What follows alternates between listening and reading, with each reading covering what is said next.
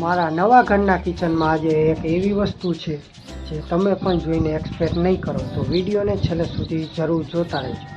હું શું કહ્યું ને આજના વ્લોગમાં તમારું સ્વાગત છે. આજે હું તમને દેખાડવાનો છું મારા નવા ઘરનું કિચન કેવું છે. તો આ છે અમારા નવા ઘરના કિચનમાં જવાનો દરવાજો. આ છે અમારા નવા ઘરનું કિચન.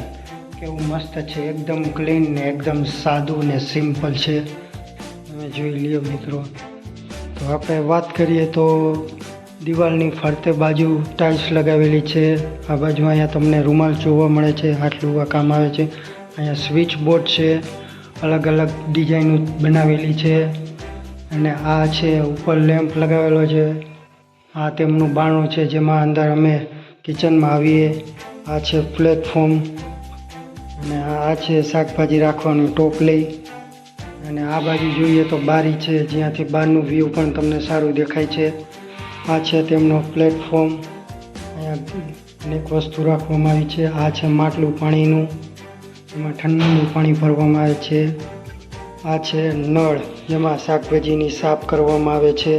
આ છે ગાળણો, એમાં પાણી કરીને માટલામાં ભરવામાં આવે છે. આ છે ગેસનો ચૂલો, એમાં મારી મમ્મી કે મારી બહેનની રસોઈ બનાવી છે તેમના હાથે.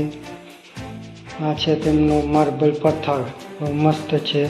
હવે આપણે નીચે વાત કરીએ તો નીચે ખાના છે.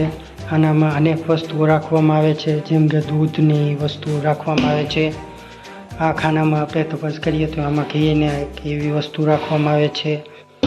તો આપણે નાના ખાનાની વાત કરીએ તો અંદર મરી મસાલા ને તેવું વસ્તુ રાખવામાં આવે છે.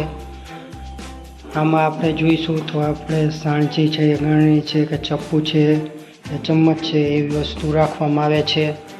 અને આપણે ખાનાની વાત કરીએ તો આમાં ગેસનો બાટલો પણ રાખવામાં આવે છે, જેથી કરી ઉપર નળી દ્વારા ગેસ પહોંચાડવામાં આવે છે. અને અહીંયા પણ બારી છે, તેમનું બહારનું વ્યૂ પણ મસ્ત દેખાય છે. આપણે જોઈએ તો બહારનું વ્યૂ પણ સારું અને સુંદર છે.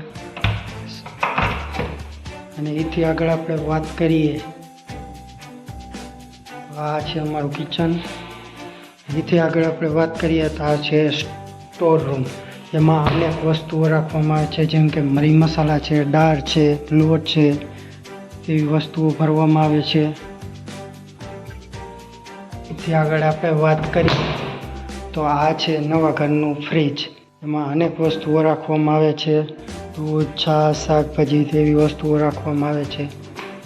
તો મિત્રો, આ હતું અમારા નવા ઘરના કિચન. તમને કેવું લાગ્યું કમેન્ટમાં જણાવજો.